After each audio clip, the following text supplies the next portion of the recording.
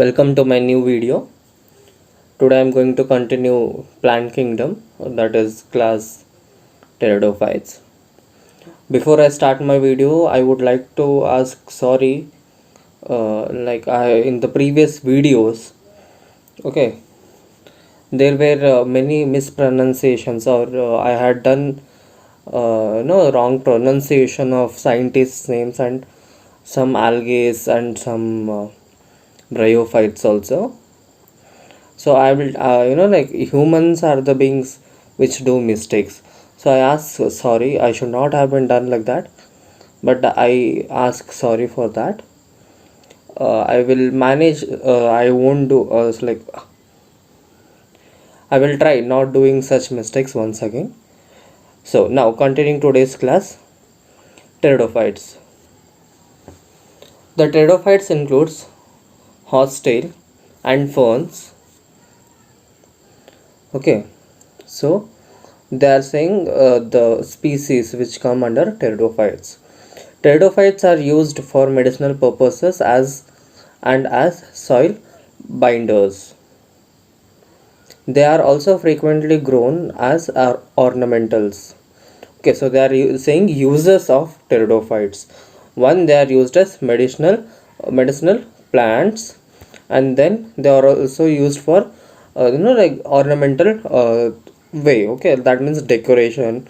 Like decorating themselves, the humans. Okay, so as also ornamentals and also for a medicinal purposes also. Then evolutionarily, they are first terrestrial plants to possess vascular tissues.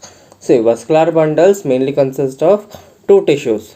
Okay, and they are not simple tissues; they are complex tissues. Okay, in tissue also we have simple tissue and complex tissue. So simple tissue are those tissues like example parenchyma, sclerenchyma, and all.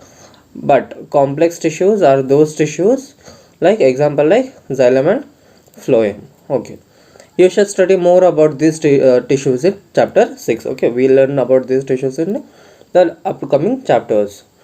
The pteridophytes are found in cool, damp, shady places, though some may flourish well in sandy soil conditions also.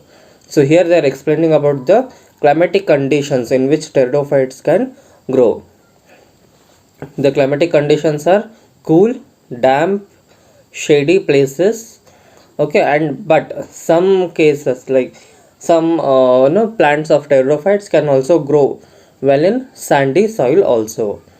Then you may recall that in bryophytes the dominant phase in the life cycle is gametophyte. Okay, in bryophytes gametophyte is independent. Okay, it can grow on itself. Okay, and prepare its own food. But sporophyte is not such. Sporophyte is dependent on gametophyte. However, in pteridophytes, the main plant body is sporophyte. Okay, here the dominant plant body is sporophyte.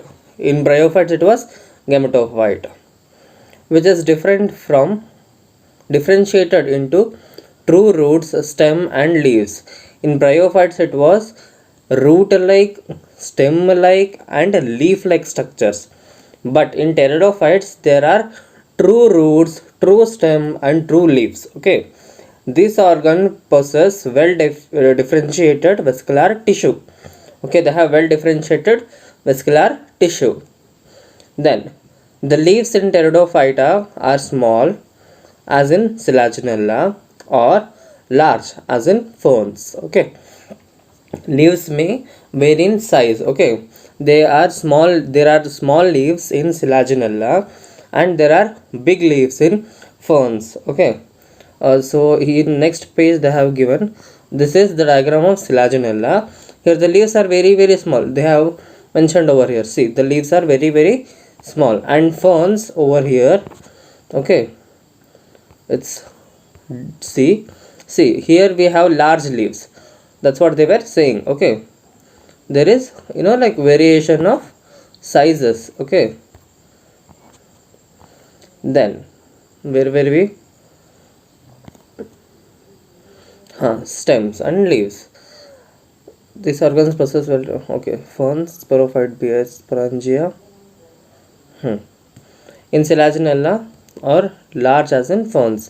The sporophyte bears sporangia and that are subtended by leaf-like appendages called sporophyll. Sporophyte has sporangia and then sporangia has sporophyles.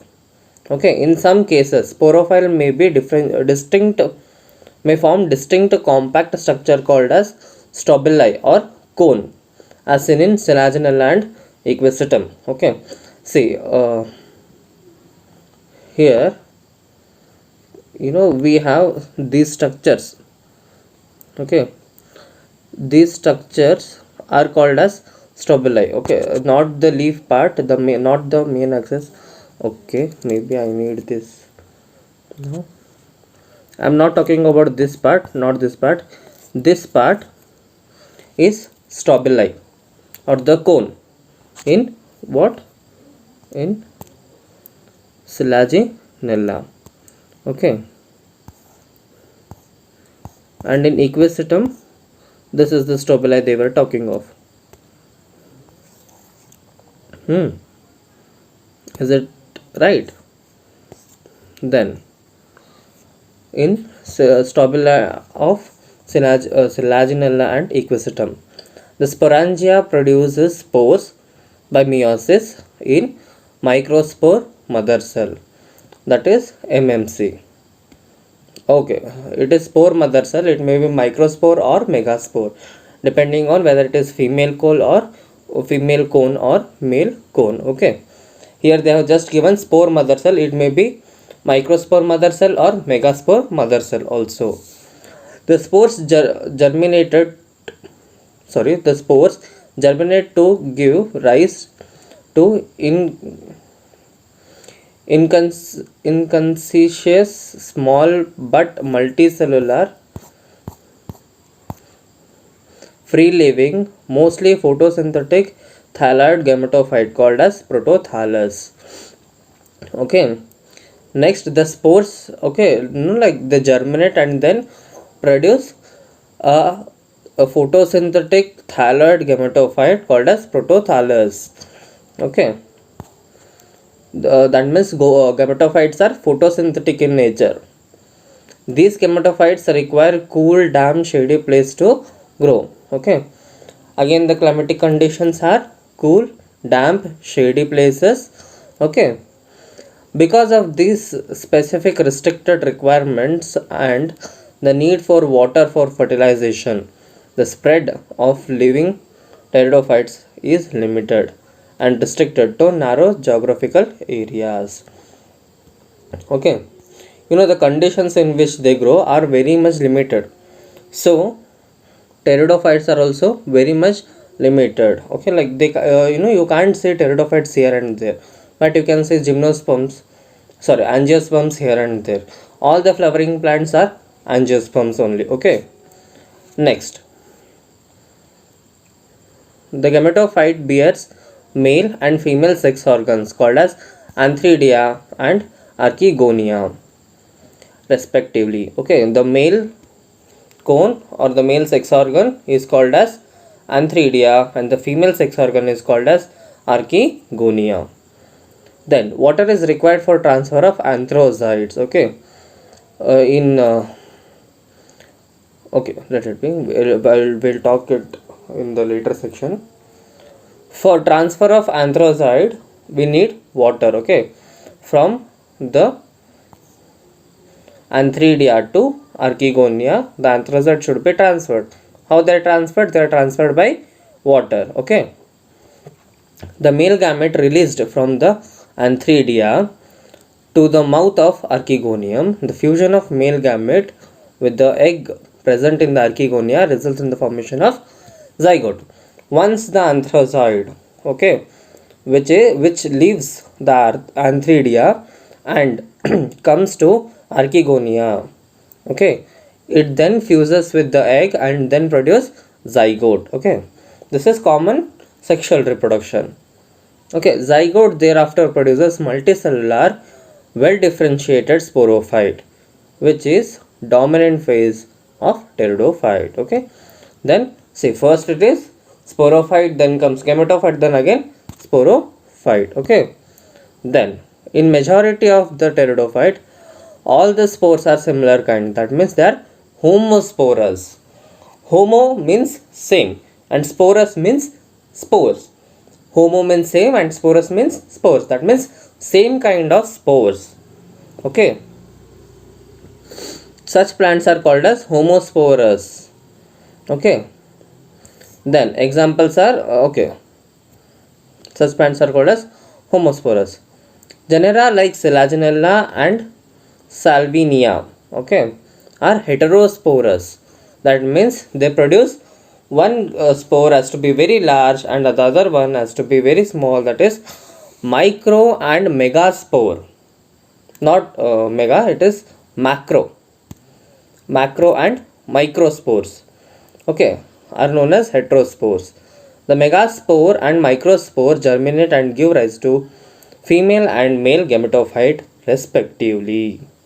The megaspore germinate to give out a female gametophyte, whereas a microspore germinate to give a male gametophyte. Okay, then the female gametophyte in these plants are retained on the parental sporophyte for variable periods. Okay, is it clear? The point is very easy.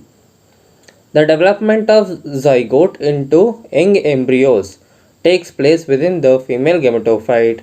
This event is a precursor to seed habit, considered an important step in evolution. Okay, here the seed formation, okay, seed formation takes place. The zygote into an young embryo, which then leads to seed formation or seed habit. Okay, then pteridophytes are further classified into four groups, that is Psilopsida, Lycopsida, Spenopsida, Pteridopsida. Okay, these are the four classes of pteridophytes.